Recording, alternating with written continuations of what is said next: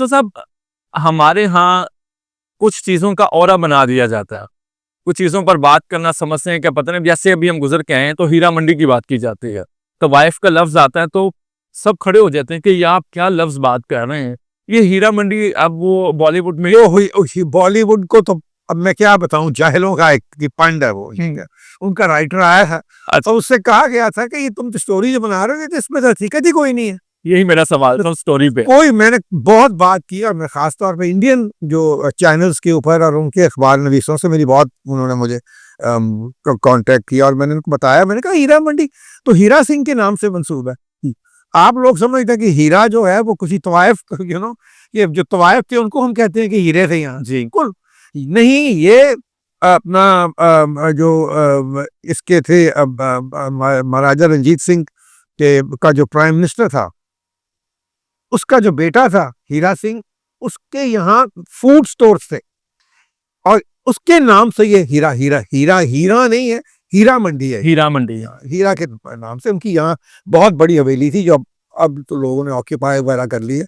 किला नुमाई हवेली थी बिल्कुल हीरा मंडी से एक साइड पे, साइड मिठा बाजार के अंदर एज यू एंटर, तो वहाँ थी। तो सर हम ये हमें बनाया गया ही। और दूसरी बात यह है कि ये तवाइफें जो थी ये बिल्कुल उस तरह नहीं थी, दे वर नॉट लाइक के जिस तरह के सेक्स वर्कर्स होते हैं जी, वो जिस्म फरोशी की अलामत तो नहीं थी बिल्कुल। वो तो यहाँ जब ये इनको जो सेक्स वर्कर्स थे इनको अंग्रेजों ने यहाँ बात किया।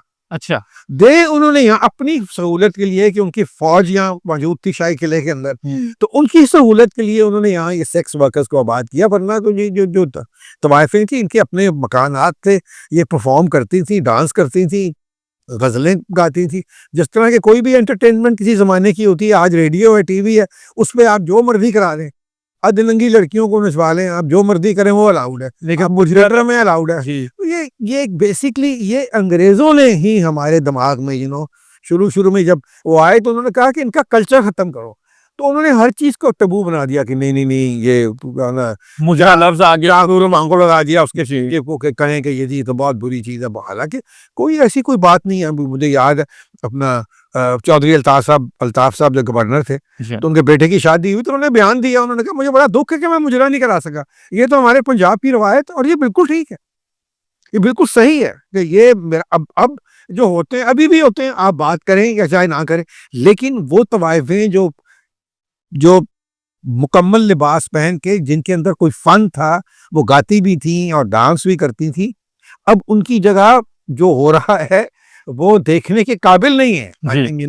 It's just horrible and terrible. मेरा मतलब है कि आप फैमिली के साथ बैठ के नहीं देख सकते, आप अकेले भी शर्मिंदा हो जाए बैठ के देखने में, फैमिली की तो दूर की बात रही।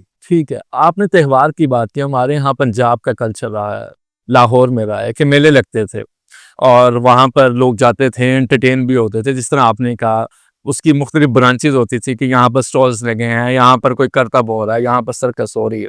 एक बसंत का फेस्टिवल था, बसंत भी हमसे छीन ली गई यूसुफ साहब, ऐसा क्या कह सकते? आपकी मैंने बड़ी बात मतलब है एक वो चीज, एक वो फेस्टिवल जिसको हम इतना यूज कर सकते थे अपनी टूरिज्म को बढ़ाने में। और मैं समझता हूँ कि ऐसा कोई फेस्टिवल है ही नहीं, सारी दुनिया में कोई ऐसा फेस्टिवल नहीं कि जहाँ सारा शहर छत पे चढ़ा हुआ है। तो बाहर से जब शुरू में बसंत मैंने इसको प्रमोट करना शुरू किया तो गोरे जो आते थे बाहर से, वो यही आप सोचें कि किस किस्म के लोग आते थे कि जो पहले कभी पाकिस्तान नहीं आए। मसलन के सिटी बैंक का जो प्रेसिडेंट था जॉन रीड, जो कभी इस तरफ ही नहीं आया था पाकिस्तान की तरफ, उनके सेकंड थर्ड फोर्थ ही आते थे यहाँ, जो उनकी इंटरेस्ट थी उनको देखने के लिए। तो उसने वो उनको अपने यहाँ कांटेक्ट किया, उनका जी वहाँ वो हवेली है वहाँ, उसने कुछ मेरे ख्याल डॉक्यूमेंट्री BBC पे शायद देखी थी, तो उसने कहा कि मुझे वहाँ जाना है, तो मैं I want to see the festival of Basant. वो उनको क्या कहते हैं, सिटी बैंक वालों को समझ नहीं आएगा हम क्या करें, ठीक है ये किस तरह इसको करें, ये तो प्रेसिडेंट उनका आ रहा है, उनके लिए बहुत बड़ी बात। वो मेरे पास आए, मैंने कहा अच्छा जी हम सारा फेस्ट जो है आपका खाना वाना हम करेंगे। मैंने कहा देखो मेरी बात सुनो, जो दाल रोटी पकी होगी ना वो भी खा लेगा आपका जो प्रेसिडेंट भी है, ज्यादा से ज्यादा मैं आपको ये कर सकता हूँ कि आप अपनी काइट्स जो हैं वो लोगों वाली काइट्स बना लें, वो मैं सारे इलाके में शहर में बांट दूंगा, लोग उड़ाएंगे, वो भी खुश होगा। तो इस किस्म के लेवल के लोग जो थे यहाँ इस फेस्टिवल को देखने आना चाहते हैं। और ये जो बसंत है, ये हम तो खैर अंदरून शहर से हमारे खानदान का ताल्लुक है, हम तो हर जब यहाँ से शिफ्ट भी हो गए तो बसंत के दिन तो सारा खानदान आता था यहाँ, जी क्योंकि होता है ये फैमिली फेस्टिवल। आप देखेंगे साथ साथ घर है। अब इनको आप कहें कि जी बसंत का फेस्टिवल मनाने के लिए आप कहीं 100 मील दूर जाओ, कोई स्पेसिफिक जगह क्या दे फायदा? जी जी ये एक प्रोटेक्टेड था। अभी घरों के अंदर ही औरतें नीचे खाने बना रही हैं, बच्चे ऊपर को फैमिली जो भी है छतों पे चढ़े हुए हैं और काइट फ्लाइंग कर रहे हैं सारा दिन सारी रात। ठीक है, इससे बेहतर और क्या की वजह बताई गई है कि जानी नुकसान होता है, लेकिन लाहौर में बसंत बैन है, फैसलाबाद और दूसरे शहरों में होते हैं। बस यही देख लेना फिर। मेरा मतलब कितनी बड़ी ये एक हिमाकत ही है, मैं कह सकता हूँ। तो आप कन्विंस नहीं कर सके किसी मैं तो ना खान साहब को कर सका, ना किसी और को कर सका, कोई भी वो सब वो खान ने मुझे कहा कि तुम ऐसे करो कि फिर तुम रिस्पॉन्सिबल हो जाओ अगर कोई भी क्या कहते हैं वाकया हुआ तो। मैंने कहा मैं किस तरह रिस्पॉन्सिबल हो सकता हूँ? आपका ये तो आपकी एडमिनिस्ट्रेशन, एक दफा शहबाज शरीफ साहब के जमाने में ऑलमोस्ट सारी एडमिनिस्ट्रेशन भी एग्री कर गई थी कि ठीक है हम मैनेज कर लेंगे। वो पंजाब के वजीर आला थे, जब वो पंजाब में सीधी रात को ऑलमोस्ट बसंत हो गई थी, पता नहीं लास्ट मोमेंट पे कुछ फिर किसी ने बीच में कुछ कर दिया था, वो नहीं हो सकी। वो मैं इतना इस बात पे पीटता हूँ कि देखो बात सुनो, ये इतना बड़ा फॉरेन एक्सचेंज अर्नर ये बसंत हो सकती है कि आपकी सोच से बाहर है। सिर्फ हिंदुस्तान से ही अगर आप 2 दिन के लिए उनको वीजे दे दें तो 2 लाख 2 लाख 3 लाख बंदा तो सिर्फ 2 दिन के लिए वहां से आ जाएगा, आपको संभाला नहीं जाएगा यहाँ।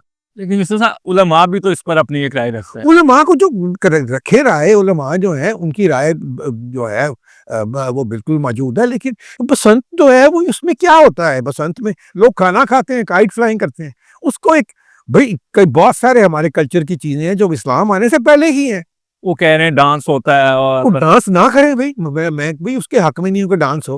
हाँ। भाई अगर कोई डांस कर रहा है तो आप उसको कोई उसके कानूनी चारा कोई करे। अगर गर्दनें कट रही हैं तो आप उसका उपाय करें ना, बिल्कुल आप उनको पकड़े उन लोगों को जो डोरे इस तरह की बनाते हैं, ताकि अवेलेबल ही ना हो। 2-4 को टांगे पता चल जाएगा कि वे किस भाव बिकती। तो ये आप अपने साथ एक देखें, इतनी बड़ी एक इंडस्ट्री बन गई थी। आपको पता है कि जब बसंत जिस साल बैन हुई है तो ऑलमोस्ट 3 बिलियन रुपीस का टारगेट था कि जो लोगों ने खर्च किया, हुकूमत का एक आना खर्च नहीं हुआ और हुकूमत ने पैसा बनाया। यानी कि हुकूमत ने माल रोड बेच दिया कोका कोला को, हुकूमत ने फलानी सड़क बेच दी पेप्सी कोला को, फलानी सड़क। तो एक्चुअली एक और बाकी पैसा कौन लगाते थे? आपके सारे टीवी चैनल्स लगाते थे। देखिए हर कारोबार में यहाँ लोगों ने, मेरे अपने बेटे ने इवेंट मैनेजमेंट कंपनी उसने खोली सिर्फ बसंत इज नाउ हुई उसकी काफी माशाल्लाह पुरानी और बहुत अल्लाह फजल से बहुत बड़ी कंपनी है उसकी इवेंट मैनेजमेंट।